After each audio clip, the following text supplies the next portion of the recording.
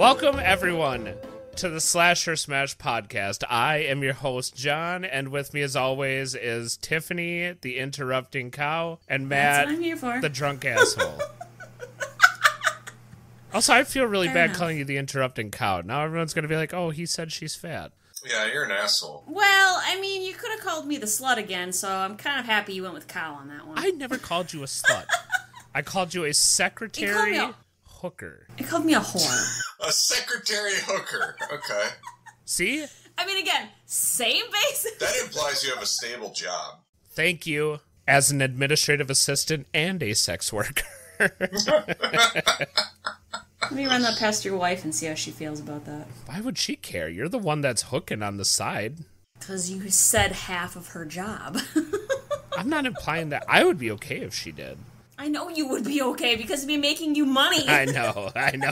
I really have one goal in the world. All right, now that we're still completely on topic, how are both of you doing? Fantastic. Talking about sex, baby. Matt's happy. Matt, how you feeling? You feeling a little hungover? Maybe a little dehydrated? I'm a little dehydrated. You know, today I was able to work off my hangover at least. I had a tire rotation and do a oil change. That was great. That sounds like a lot of fun. Adulting sucks. Yeah, that's true. Now that we're super depressing, Tiffany, any news in your life you want to talk about before we dive into this movie? Oh, yeah, let's go from super depressing to Tiffany's life. That's a hell of a jump. That's even more depressing. Yeah, let's not go there. Smart job there, John.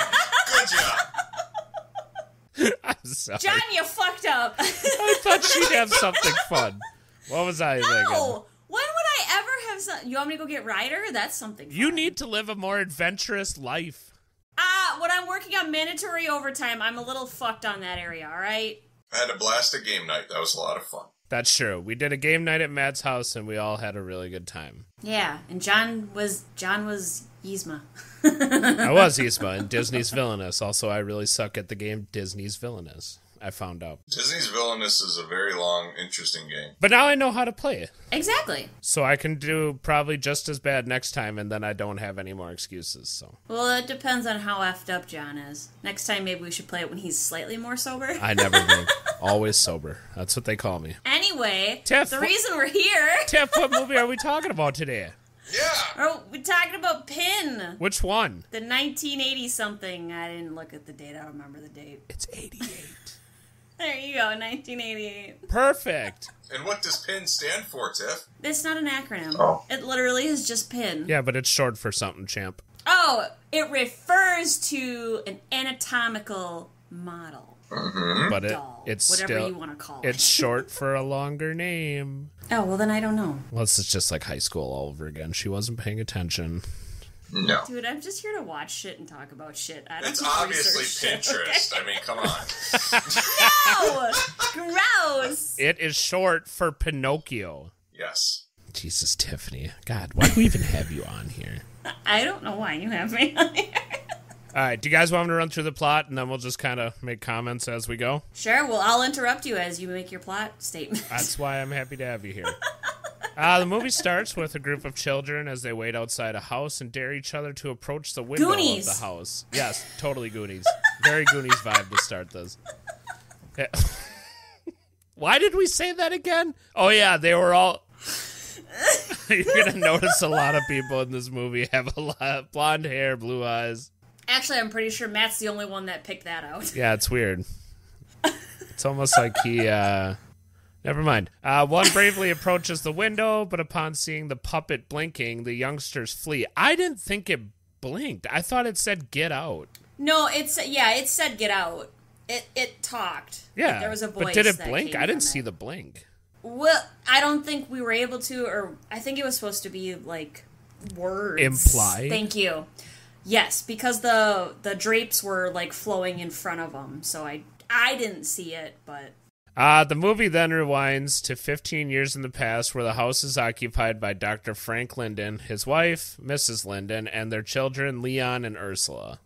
I didn't say this before, but this movie is Canadian. That might explain some of the weird stuff that happens.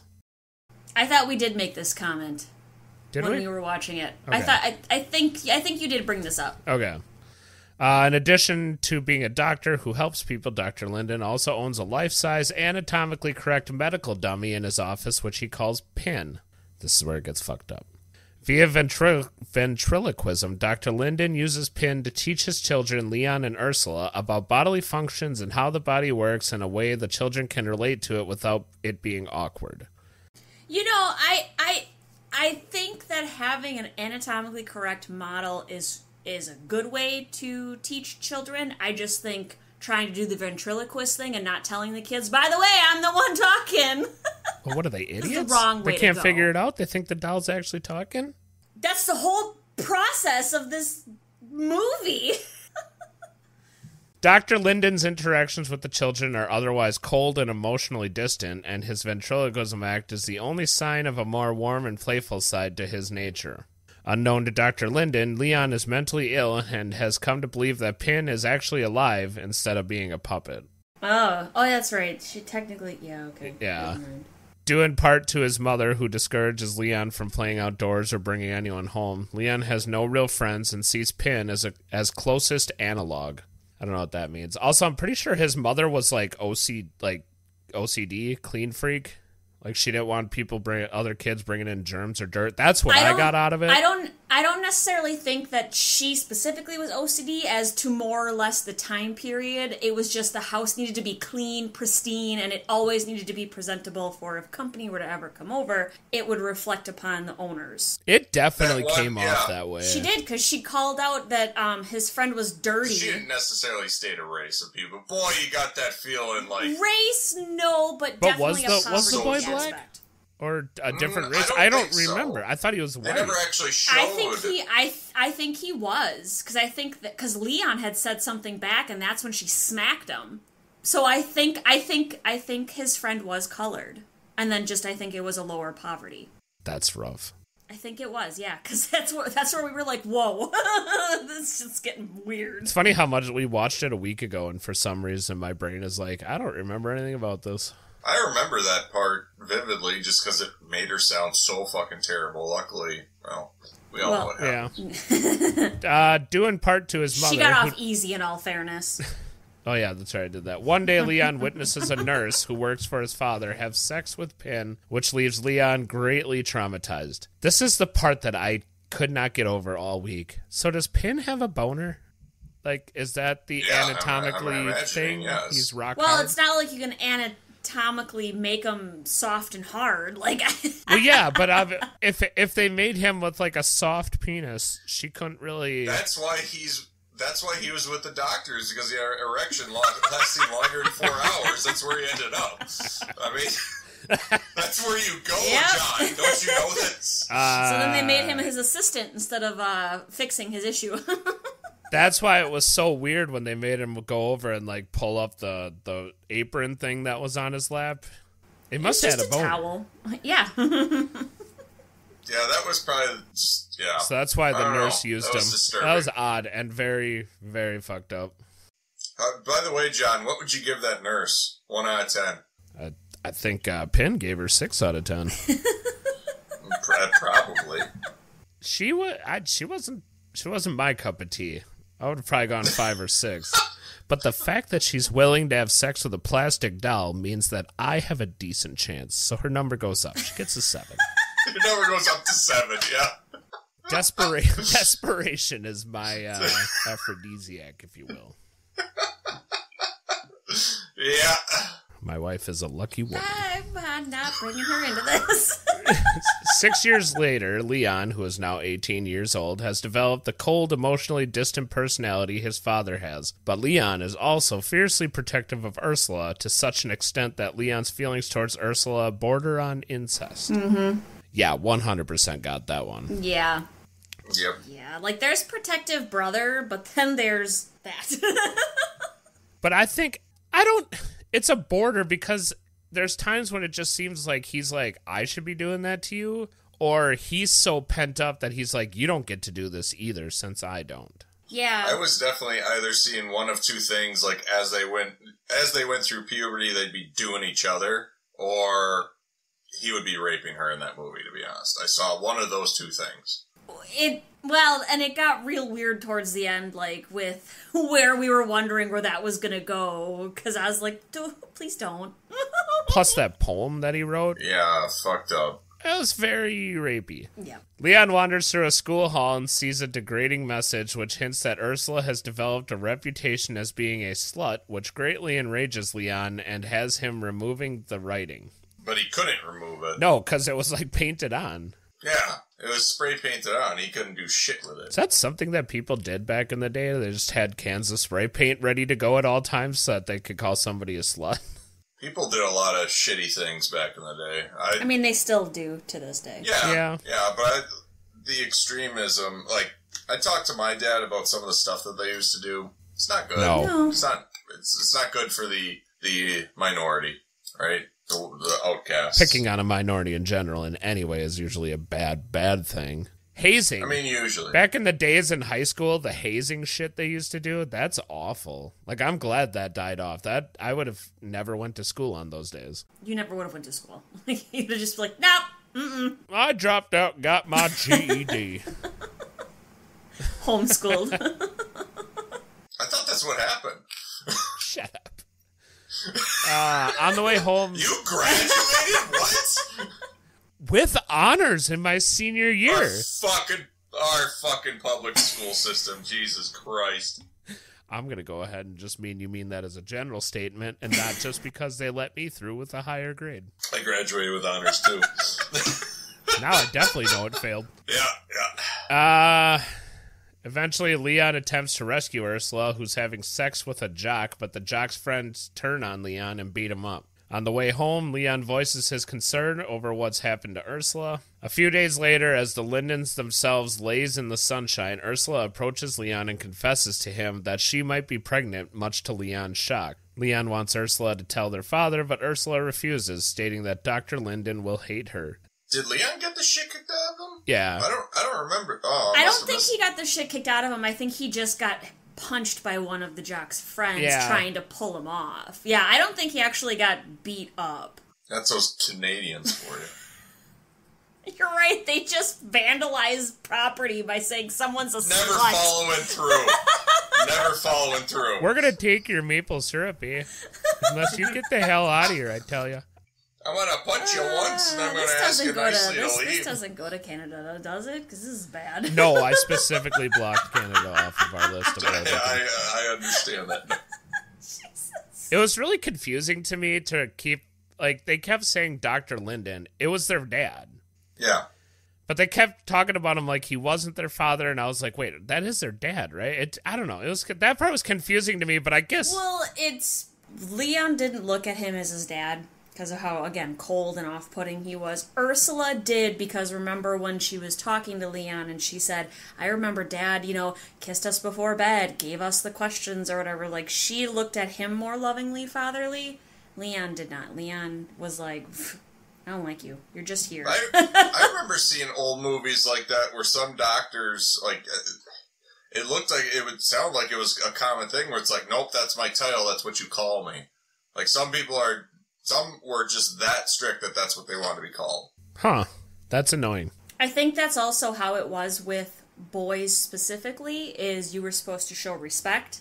And again, it's the whole boys are not supposed to show emotion. They're supposed to be these strong, emotionless, cold people, whereas the girls could be the loving, showing the emotion and... Yeah, like, it wasn't Dad, it was always Sir. Yeah. Like that kind of thing. Yes, for the boys, yeah. Despite Ursula's attempts to keep quiet, she reluctantly tells Dr. Linden, who takes care of the problem by subjecting Ursula to an abortion. They didn't show much... For anybody who hasn't seen this movie. No, but there was a real tense aura while she waited that. Because it's not like her mother was there to support her. Her brother was like, opt out as fucking quick as he could. He's like, I'm not going to stick around. She was literally in the room with her father as her doctor, her gynecologist, to give her an abortion. No thanks. Which is, yeah, that's just not a good situation. Why would you ask your son to stick around? That's just messed up. Well, I think it was supposed to be like, I think he wanted to just,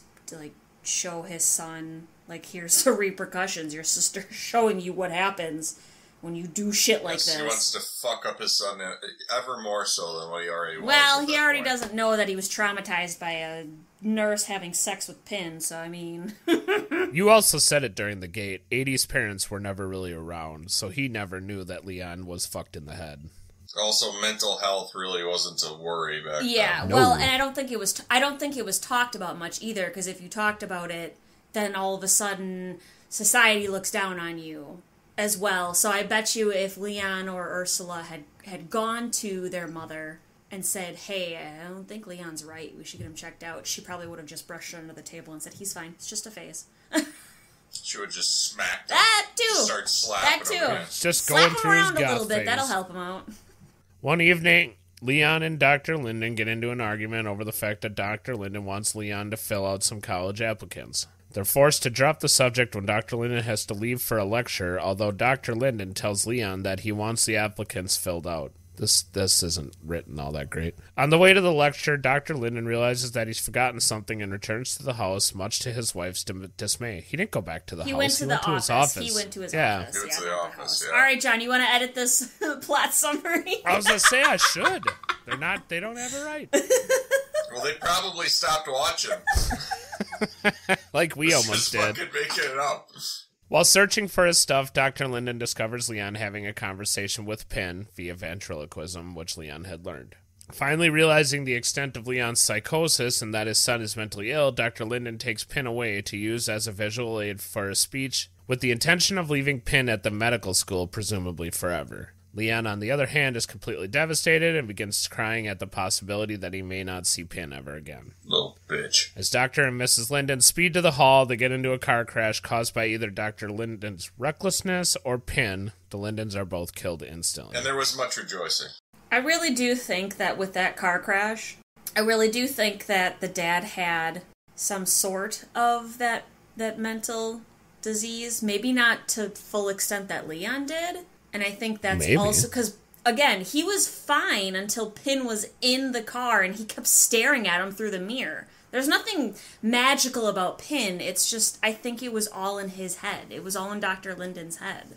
I think that it was probably just him trying to separate whether or not this was something within the dummy itself or his son. Maybe he was trying to figure it out too. Oh, that's fair. I didn't think about that. That is true, because if this is the point where Dr. Linden is, like, this is where he realizes, oh god, my son is a problem. Yeah, we were trying to figure it out. I mean, we were trying to, is it an alive dummy or is it just this guy messed up in the head? Well, when Leon leaves the office, all of a sudden he looks back up and Pin is in the window. That to me was weird, and I didn't really understand it. Yeah. All right, moving on. Car crash. Hold on. I have lost where I That's was. why I said car crash. Later, as Ursula sits in the back of a police car crying, Leon secretly retrieves Pin from the scene. Leon and Ursula, though grieving and orphaned, enjoy their newfound freedom until Mrs. Linden's sister, Aunt Dorothy, moves in. How did Leon get Pin out of there? Pin is not small. He is like a very human-sized doll. That place was crawling with police. Normally, Cops in the 80s are stupid. Normally, last I checked, no one removes anything from a crime scene.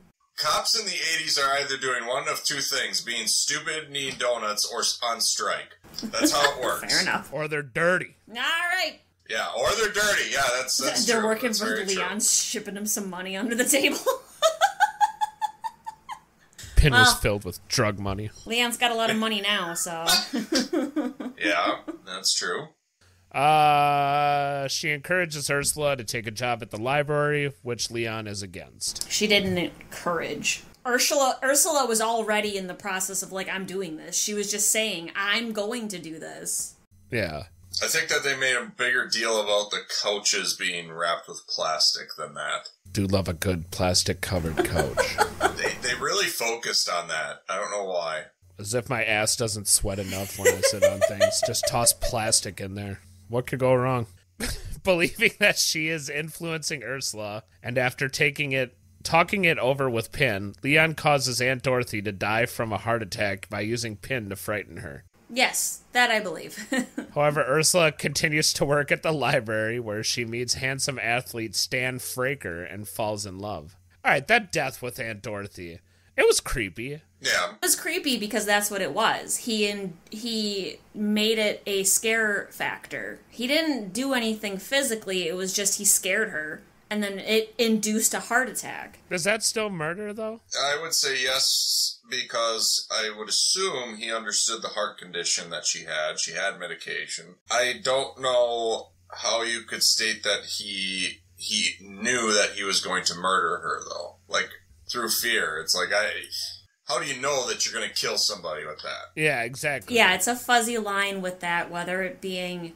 I think he started it out with it just being a scare tactic to try to get her out of the house. Yeah, I'm going to go with that. Yeah. But I think it just kind of escalated. But again, he didn't do anything to save her, so then it kind of turns into, I watched her die. That's fair. That's not murder. I smiled. Well, he did. Did you remember he smiled at the end? Yeah, he did. He did. Meanwhile, Leon takes his fixation with Pin to pathological extremes, first by dressing him in Dr. Linden's clothes, and finally fitting him with latex skin and a wig. Horrifying. Like, the dressing up I could have got over, because it's like, all right, fine, we have mannequins at, department stores that have clothing, but then you put the latex skin? No. Yeah, it's horrid. That doesn't bother me, to be honest. None of that, like, I'm not shocked that he's doing that. No, but it's still a creep factor. This is what Matt does for fun. I've seen AI robots that do the same thing nowadays, so it doesn't creep me out, I guess, as much. Matt sits in a wheelchair, and Danielle dresses Matt up in his dad's clothes and puts latex skin on him. I don't know. I watched Hollow Man. I know the whole latex over the face thing. It's fair. I've never watched Hollow Man. Another movie that features a rape scene. It's pretty damn close. Tiff, you know a lot of these rapey movies. Kevin Bacon is in it. Shut up. Oh, well, then it's all right. It's all right. Yeah. It's never non-consensual with Kevin Bacon, I'll tell you that much. And in all fairness, I just have a wide range of movie knowledge. It's fine. It just so happens it's all filled with the same thing. You want a terribly uncomfortable movie to sit through? Watch I Spit on Your Grave. That's uncomfortable. I watched that movie with my dad. Ooh. Have you ever watched Hereditary? No. I want to watch that. I heard it was one of the most scariest movies. I heard it's super uncomfortable. Yeah. Super uncomfortable to sit through from what I hear. Great. We're going to do an uncomfortable segment. Oh, are you done? No. Do you want me to wait for you? No. I told you I'm interrupting you this podcast. I mean, you did name her the interrupting cow. So guess what? Deal with it, bitch. That's true. I need to think of these names before I give them. You won't. Yes, you do. You won't. I won't. Leon believes that Stan is only interested in Ursula's inheritance and that he wants to put Leon in a sanitarium. Yes, as he should. Well, I don't think Stan ever said that. I thought it was Leon believed that Stan was made out of firewood. That was a last minute That's what panic. I thought this was. Oh, okay. No, he did. When Leon came back down the stairs the first time they met, and he was in the living room talking to Ursula, which this conversation could have waited till after you left the fucking house. Right. But he was like, your brother needs help, and he needs to be put into an institution. He did say that, but he could have picked better timing. He invites Stan over under the guise of discussing a surprise birthday party for Ursula. Leon drugs Stan's drink, and when Stan fights back, Leon bludgeons Stan with a wooden sculpture. Following Pin's instructions, he puts Stan in a bag, a small, jacket bag, his whole body. I don't understand that. I would have grabbed a garbage bag, but hey. Anything? Could have wrapped him in a fucking sheet? But whatever. And plans to dump him in the river. Leon is interrupted by a call from Ursula, who says she intends to come home early. Leon quickly hides Stan's body in a woodpile outside the house and cleans up the blood. That's where I would have put the body. I feel like Stan should be dead. Yes. Realistically. And the reason why is because, number one, he could have bled out, but also, number two, you put him in a plastic bag. He's unconscious. I don't think he has to breathe. I don't think the bag was airtight. I was going to say, if it's a garment bag, it could potentially have holes or slits to keep a ventilation kind of thing going, because it's not... Or at the top for a hanger. Yeah. I feel like he's dead. I feel like he should be dead. I was thoroughly shocked that they did say that he was still breathing. I was like, what? Yeah. To calm her, Leon tells Ursula that Stan is visiting a sick friend out of town. She believes him until she discovers a gift she gave Stan and a wet spot on the carpet. She gave him a watch that for some reason he couldn't get to not... The alarm kept going off at night. It's because it was specifically designed to go off on every hour. It was supposed to be because Stan was a coach. So it was supposed to be for the coaching thing. I don't remember the full details, but she got it because he's a coach. Yeah, it was a digital watch with a stopwatch and an alarm. Yeah. But how stupid was the sister? Okay, he's never had friends. Throughout this whole movie, he had one friend and then not anymore. Seriously? Yeah. That's instant suspicion. Are you referring to the one that the mom was belittling? Yeah, that was the only friend that was ever mentioned. But she also knew that Leon didn't make friends. He wasn't the one that attracted friends. When he told her that he has to go see a sick friend, what? No. Stan had to go see out of town. Stan that's why she couldn't get a hold of Stan, is because Stan had called and said, I'm going out of town to go see a sick friend. That's right. Fuck. No, that's fine. It is a little confusing. She was like, Stan doesn't have any friends. Well, no, but that's the thing. I don't think she ever fully believed Leon because she knew that Stan would have tried to contact her personally. So even if he would have left a message with Leon, she feels that he would have still tried to get a hold of her personally to say, hey, I'm going to see a friend who's sick out of town. So that was a big red flag for her to be like, my brother's acting weird. Something's not right. Yeah. So she, I don't think, ever fully believed what Leon was saying. Yeah. When she confronts Leon, he blames it on Pin. Makes sense. Which causes her to run out of the house in hysterics. Leon asks Pin why he would not help him. Pin states that he has never lied to or for him, and that Leon's motives were selfish. Ursula returns with an axe, which she raises, ready to strike. The screen goes white as Leon screams and cowers. The police find Stan's body. To their amazement, he is still alive. This one kind of just leaves it a little open-ended as to what happened. In conclusion, Leon's a little bitch. There it is. Good job, That's all John. you need to know. You've upgraded to not being a little bitch this episode. Hey, it's not me, it's Leon. No, it is Leon. Also, that never referenced the chick that he was gonna bone and then decide not to bone and then decide to terrify for no fucking reason. Which he chased around the house with Pin's wheelchair, which he had a remote control for? I was like, where do you have this technology in the 70s? I mean, I get they're rich, but they're not that rich. They had to make it plausible. I know, but... It's just that whole aspect didn't seem like it even needed to be in the movie. No. It didn't need to be there at all. And what's crazy is that lady could have went on a step. One step. The staircase was right there. She could even gone above and beyond and went up 3 steps. She wasn't that smart. I mean, in all fairness, I would have just ran out of the fucking house and not cared if I left my jacket, keys, or anything else, because I'd have been like, fuck this. Yeah. Not happening. Yeah.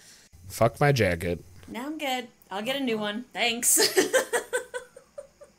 Sometime later... Oh. Or potentially just ask Ursula, hey, I left my jacket there. Can you grab it? Can you get it instead of your creepy fucking brother? I don't want to ever come over again. Your brother has just disconnected that relationship altogether. Sometime later, Ursula and Stan return to their house to visit Pin. Ursula tells him that she's going to take a trip with Stan. Pin inquires as to whether she's heard from Leon. Ursula replies, no. Pin says that he misses him a great deal. Ursula agrees. It is revealed that she is talking to Leon, who has taken Pin's persona. On here it says, when the dummy was destroyed, Leon had a psychotic break, which left only the Pin side of his personality to completely take over, which also means that Leon has also become a real-life version of Pin. I could see that. I mean, honestly, which would you rather have, Pin or Leon? Pin. Neither, but Pin at least Leon's will... a piece of shit. Leon's lied. Pin has not. Leon's mobile. Pin is not. That we know of. Okay, what do we think about this one? Hold up. So I read somewhere that paranoid schizophrenic, which they diagnosed Leon as in this movie. Oh, Ursula did. The Dr. Ursula.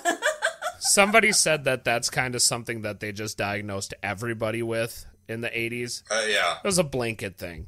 But then, so I looked it up, and it said the warning signs of paranoid schizophrenia. Seeing, hearing, or tasting things that others do not. Pin. Mm-hmm. Suspiciousness and a general fear of others' intentions. Yeah. That was in the movie. Yeah. Persistent, unusual thoughts or beliefs. That was in there, kind of. The fact that Pin was alive technically constitutes that symptom. Difficulty thinking clearly. Withdrawing from family or friends. He didn't really withdraw from family. He withdrew from society in general. Yeah, he withdrew from everyone except for Ursula until towards the end when she was resisting him so much. Yeah. Yeah, because he would go to the office at nights and just talk to Penn. Yeah. And then a significant decline in self-care. I don't think that was ever really displayed in the movie. No. No, that's us. Oh, what is that, Sunday night when John, and he hasn't showered since Thursday? No judgment. Last Thursday? Hey, shut up. And yes, you're right. As John starts to itch his beard. What is all these crumbs and bugs coming out? Oh. I saw somebody describe this movie as a bloodless psychological drama. Bullshit, there's blood in this movie. Just a little bit. That's not technically bloodless. I would say goreless. There you go. Goreless would be more accurate. And they said it seemed like a made for TV drama psychological type thing. Yeah. And I was like, I lean more that way. Horror, kind of. No, I don't think this is a horror as it is a thriller. Yeah, it's creepy, but not. It's not really a horror. It's all in the psychological aspectness. And again, psychology can be horrific, but this one wasn't as scary. I've seen worse psychological horror movies. Me too. All right, what did you guys think? Matt? I don't really think it goes into a movie I would want to watch again. It's just, is it interesting? Honestly, no. No. It's literally something that's just there. It seems like it's like a fucking... It has hints of what I would think is an uninteresting documentary. And there's some elements that grab your attention, but when everything's said and done, it's just like, okay, that was fine. It's there. It's slow. Yeah. It's very slow. It doesn't produce much. No, and I think it was... I mean, when you think of horror in the 80s, you think of slasher films. Lots of blood. Even just the one that we watched last time, the Killer Clowns, that was more horrific than this one. But I think they're trying to do something different with this one. Be more psychological, where the killer isn't a monster, it's somebody with a mental illness. They wanted to make it, I think it's psychological horror, I think, as a way for producers to try to make it more realistic, more like, oh, this could happen in real life, I mean, I wouldn't say that it's not horror. I will say it can classify as a branch of horror. But would anybody really recommend this to a friend to watch? I wouldn't, personally. If they had a weird kink for having sex with plastic dolls, yes. I didn't mind this movie. Well, I've already seen it, John, so you don't have to tell me about it. I didn't mind this movie, so I probably would potentially at least tell people, if you're looking for a very mellow, not, for people who don't, are not big into horror, but don't mind watching something a little creepy, I would probably recommend it. Just to be just by the way, it's not a great movie, but... Yeah, this movie is very middle of the ground. Yeah. It's not a bad movie, but it's not a good movie. Well, it's okay, it goes into... Well, this is trailing down where he's going to be like a psychotic killer because he's talking to people. No, it never gets to that, really. No. Oh, it's getting to the point where he's going to, start raping his sister and it's going to be some weird incest. No, it's not...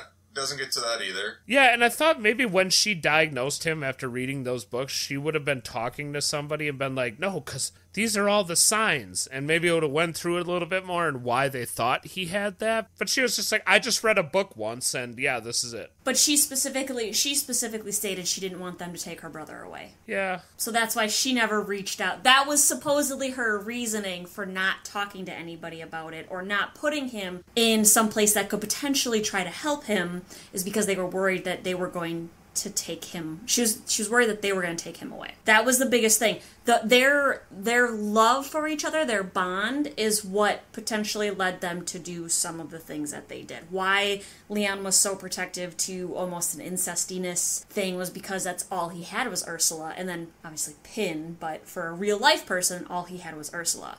Ursula only had Leon because the rest of her family decided to up and die because Leon has a problem. Yes, they decided to up and die. How early 80s was this again? You said 84? 88? 88? Yep. Yeah. You can't even use the excuse like maybe people are just easier to scare back then. No. Plenty of slashers came out by then and everything. Yeah. I really don't think this was intended to scare people in the boo, oh my god, heart racing kind of thing. I really do think that when they played on this psychological thing, they were really just trying to make it real. They were trying to make people walk out and be like, that person could have a diagnosis and fucking kill me in 3 minutes. Like, I think that's what their intention was, is more of a think about it, and they left it open end on some of these things. So it's I think they were trying to also make it like, this could happen in real life, but also, what was the real thing here? Was Pin real? Was Leon real? Was it a multi-personality disorder? Like, I think because they didn't give us all the details, they were also trying to make it open-ended for people to walk out and think about this movie. No, it sounds not right. Yeah. Yeah, it's wow, now that we're all dumber. Tim. I'm just kidding. No, that's very true. Not really. I think here's what I think. It was the dad all along, all right? He had all these personalities in him. When he died, that was just his dad persona dying. It was Pin? He was Pin. It was all Pin the whole time. His wife was never real. The house never existed. He lived in a box. Oh, Pin was a Horcrux. I got you. He split his soul. Yeah. Makes sense. Yeah. So he was banging the nurse. That's why he didn't have a nose. Like, yeah. How dare you say his name on oh, this podcast. that man that shall not be named that doesn't have a nose. Not Michael Jackson either. You were saying. What are you guys giving this? Slash or smash? Slash. To me, it didn't do anything for me. I'm gonna give it a slash. It gave me some. Let's put it this way: it gave me some cringe moments. And it's like, if I want that, I'll go and talk to my dad about sex or something like that. I can do that. Hey, Dad, just me. Well, wondering. When was the last time you got a blowjob? How do you like to give it to Ma? Yeah. That's a cringe phone call right there. Okay. So, All right. slash for me. Even saying that, I feel uncomfortable. Yeah. So it's all right. Tiffany. I can tell on your face. He gets fatter and uglier. Again, it wasn't a terrible movie, but I probably would have to give it a slash. It was all right. I think it could have been better. Yeah. Gotcha. I'd agree. I'd have to go with slash. It was just mediocre. It was very slow paced. I will say, in its defense, It was it's better than The Gate. There you go. Hey! There you go. I'm glad we got there. That's it. Oh, we should just rename this podcast, Is This Movie is Better this Than better the than Gate? The Gate? Yes. I cannot. Oh, God. I definitely think at the end of every podcast now it's like, was this better than The Gate? But it is. Yes. Was this worse than The It Gate? is nowhere near as good as The Intruder, though. So. No. No, I would recommend The Intruder over this movie. Me too. So it's a unanimous slash. This movie is. I wouldn't. It doesn't suck. It's just boring. Yeah. It's just. It doesn't. I would recommend this movie to people I would want to. I would recommend this movie to people I think who are boring. That's who I would recommend it to. I would recommend it to people who want to have a good time while watching a movie, so light up and then watch it. Oh, Hey, that could be. that's Hey. a possibility. Yeah, I didn't even think about that. Get high and watch it. Yeah. Let me know if that sex scene gets better. Canada style. scene? The one John? between the doll and the nurse. When she's like, oh, I don't think that's the main scene. give me that maple syrup cask you got there for a penis there, Hank. Feels so good. Oh, yeah.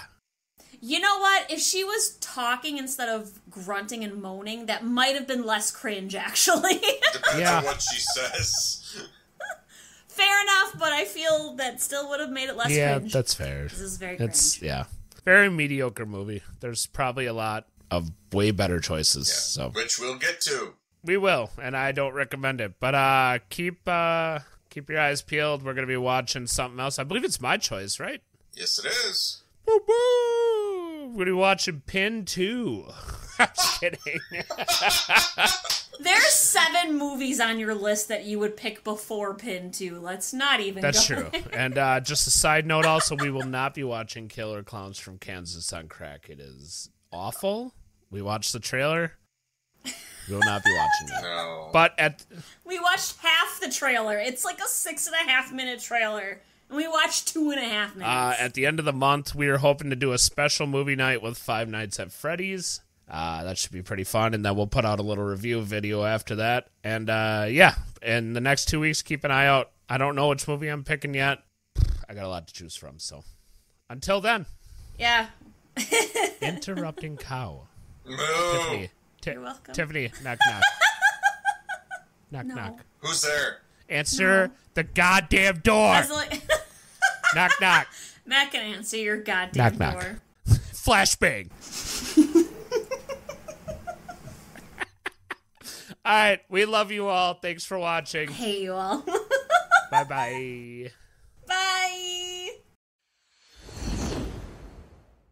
Gonna beat the stupid out of them. Interrupting cow here. Jesus Christ, Tiffany. Little Bitch Productions or something. That's a big one. That's a big one.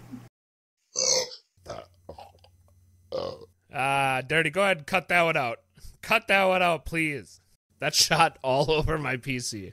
This just looks like something I did on a weekend. John, how for the life of us, we all sucked when we did it. You established that we have standards. Voldemort.